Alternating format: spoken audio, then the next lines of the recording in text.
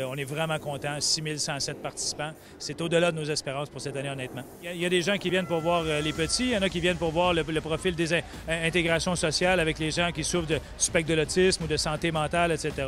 Évidemment, il y a la Coupe du monde de triathlon dimanche, il y a le volet longue distance élite et il y a toujours le dernier volet, le 1er mars, où est-ce qu'on a le défi longue distance par équipe IAM, où est-ce que là, tu as plusieurs Olympiens qui se jumellent dans une équipe.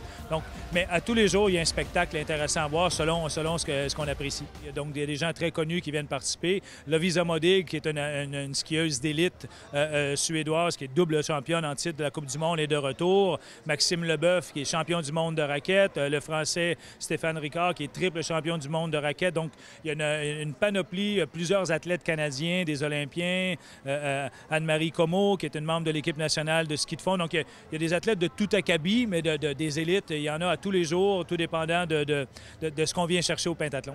L'année passée, on a complètement revu la programmation avec l'ajout d'un nouveau volet et qui est le volet qui prend une expansion incroyable, qui est le volet intégration sociale en collaboration avec Radio-Canada. C'est vraiment un volet qui est exceptionnel dans le sens de voir des gens avec... On aura, par exemple, des équipes au complet en chaise roulante avec des gens qui poussent les chaises roulantes. On aura des gens qui ont de la déficience intellectuelle, spectre de l'autisme. On a de tout acabit. Ça, c'est vraiment cette année le volet qui prend une grande expansion, plus de 300 %. Donc, on aurait 170 personnes au volet intégration sociale dimanche. Mais je pense que c'est un défi qui gagne à être connu parce qu'il est très, très axé sur l'accessibilité, l'inclusion.